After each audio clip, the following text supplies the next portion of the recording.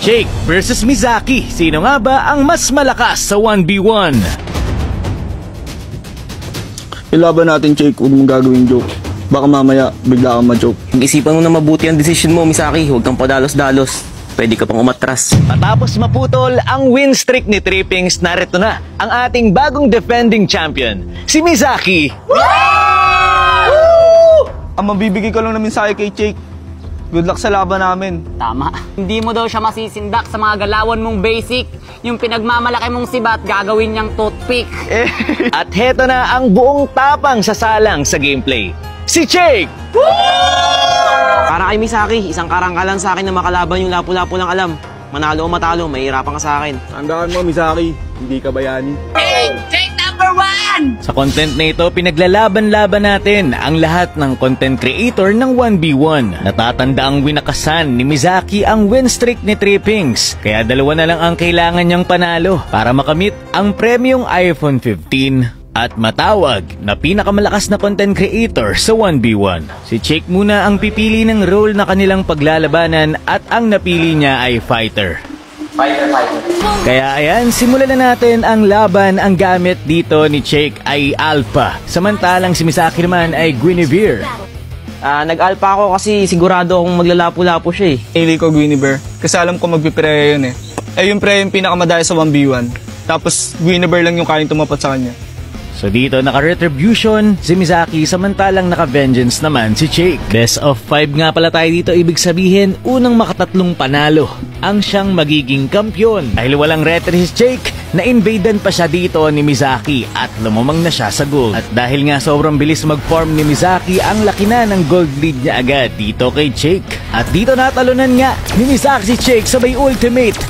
Vengeance ni Jake, ginamit na niya pero siya ay pumalag pa. Jake going low at first blood ang nakuha ni Misaki. 5 minutes ng laban pero lagpas 1k na agad ang kalamangan dito ni Misaki sa gold lead. Pero ginagawa pa rin ni Jake ang best niya para makabawi sa gold. Tamang pressure lang dito si Misaki, tumalon pero hindi tumama.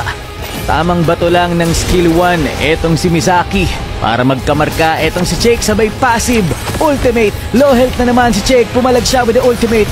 Piso na lang ang natira sa HP ni Jake. Low health na rin etong si Misaki pero disiplina na lang para hindi siya ma-takedown. Bali ang rules nga pala natin dito, yung base lang mismo ang bawal i-push at yung mga tore sa side lane. Pero pwede silang mag-dep sa sides kapag third tower na. Grabe nga naman yung pressure na ginagawa dito ni Misaki. Tumalon nga siya dito pero na-counter ng ultimate ni Alpha. Ang problema, naka-out lang din siya at nag-German cut pa. 2,000 gold na ang kalamangan dito ni Misaki, kaya naman tinatalunan na lang niya si Jake sabay out kahit nasa tore pa. Umabot ng 17 minutes ang laban at full item na rin etong si Jake. Pumasok siya, hindi nga lang tumamang ultimate. Pero mukhang pumapalag na siya. Hindi na nababurst ng basta-basta dahil meron siyang Radiant Armor at Athena Shield. May Rose Gold pa. Pero Misaki, tinutuloy-tuloy pa rin ang parusa dito kay Jake. At dahil may minion wave na, pinalagan niya na dito si Jake. At natanggal na nga ang immortality nito. Yung mga minions nagpupush na doon sa base. Pero si Misaki, tinapos na ang laban. Kaya sa game 1, ang nanalo ay si Misaki. So yun guys, gumana yung Guinevere. Kasi alam ko talaga yun yung pinakamadaya sa 1v1 eh. Hindi ko in-expect na mag-Guinevere siya. Tapos naka-retribution pa, luging-lugi ako. Game 2 natin, si Misaki naman ang pipili ng role. Marksman. Ito na nga ang Moskov ni Jake laban sa Nathan ni Misaki.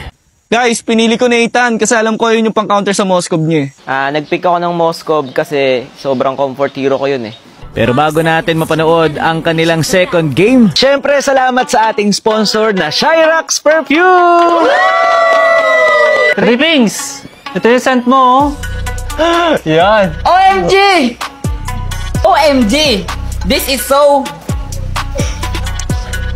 Grabe ang bango. Wala, ang bango niya. Ang bango yan, no? Kahit amuin mo.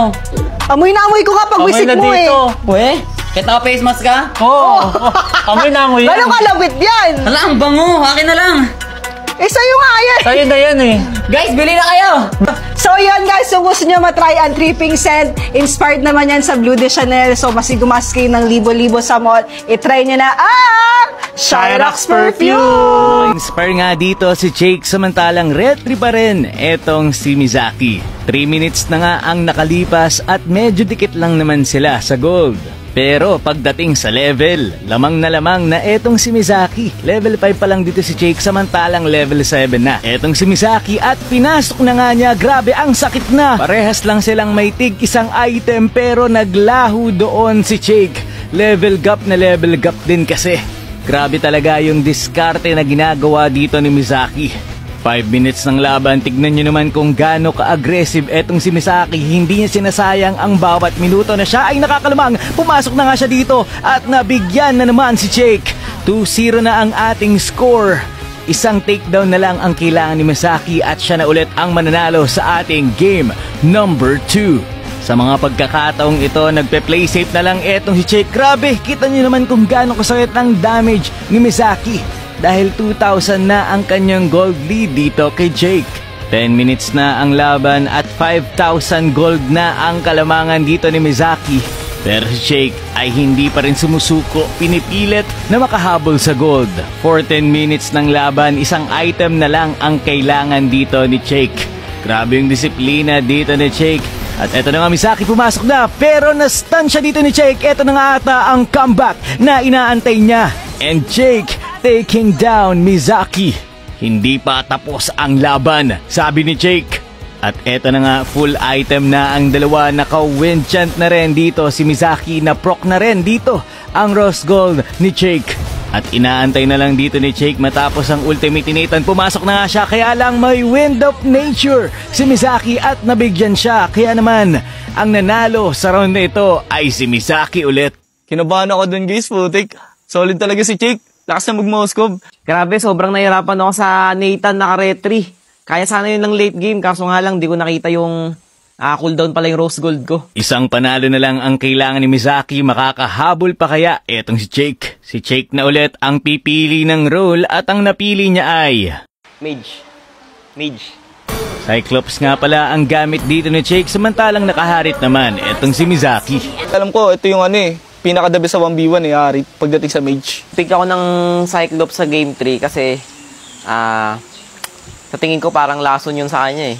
This time, parehas ng naka-retribution ang dalawa. Kaya naman, tignan natin kung sino kaya ang makakaangat.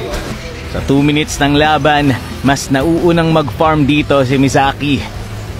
At eto na nga, si Mizaki nag-summon force na. Nag-ultimate na rin dito. Etong si Jake, ang problema masyadong malapit si Mizaki kaya hindi na immobilize ng matagal. Kaya naman, napitas agad siya dito. Sa pagkakataong ito, kinukuha na ni Mizaki ang lahat ng resources ni Jake. Mizaki lamang na naman sa gold at sa level at ini-invade pa dito si Jake. Nakuha ni Jake dito ang blue buff. Ang problema na takedown siya. Pagkabuhay dito ni Jake, tignan nyo ang gagawin ni Mizaki. Grabe, dinasyan na dito sa torre. Na-immobilize pero madadasyan lang din siya at ayun na nga. Ang nanalo sa ating laban ay walang iba kundi si Mizaki. Bali yun guys, nice game kay Jake. Isang karangalan din na makalabang ko siya. And gusto ko magpasalamat sa kanya kasi tinanggap niya tong laban na to kahit hindi talaga siya yung makakalaban ko eh. Dapat kasi guys si Batasay talaga yung kalaban ko eh. Biglang nag-back out. Di ko alam, malay nyo guys natakot siguro. Diba? Yun, sobrang solid kalaban ni Mizaki. So, kapag nakatapat nyo siya, talagang ganun din yung mangyayari. Kasi talagang focus siya sa objectives na talunin ako. Tapos, ang galing niyang lumamang sa gold. Matapos ang matinding laban, bakbakan na puno ng tensyon, diskarte at bangis, isang pangalan lang ang natatili. At walang iba, kundi si Mizaki!